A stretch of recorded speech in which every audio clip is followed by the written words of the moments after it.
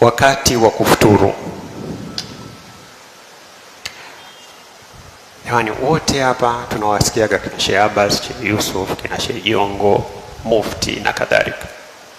Mtume wetu sallallahu alaihi wasallam alianza kufuturu na tende 3. Mashaallah. Sasa wewe ukila robo kilo kwa mwezi ni kilo 8 hizo. Asante professor. Kwa hiyo nini mwili wetu kitu cha kwanza unahitaji wakati wa kunania? Ningeshauri sana anza na maji, kwa sababu sisi Waislamu tunafunga kitu kinaitwa dry fasting. Yani fasting ya bila kunywa maji. Kwa mwili wetu kwa degree ndogo unakaukiwa na maji.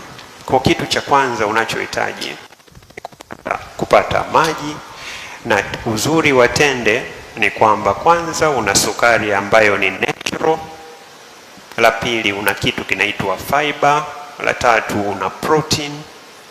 Ndio maana tusiustue mwili ghafla. Na nikiona mashea nimekuwa nikifanya observation sana, watachukua tende kama na maji au na chochote kile alafu wanaenda kusali ile maghrib.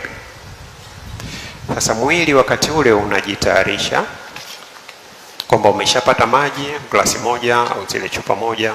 Huku kwenye medicine huwa tunashauri sana mililita 250 mpaka 300 ambao ni glasi moja na hizo tende, kwa sababu umekaa, inategemea umekula daku saa ngapi, kati ya masaa 12 mpaka masaa 16 mwili unahitaji hayo, na zile tende zitakurudishia nguvu.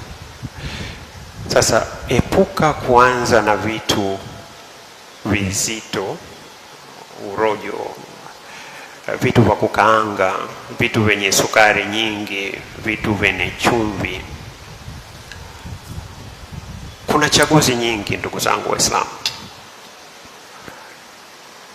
Unaweza kuanza na kitu ambacho cha protein, samaki, nyama, kuna brown rice ile. Na kina mama kama wanatusikiliza, tusisahau kuweka mboga za majani.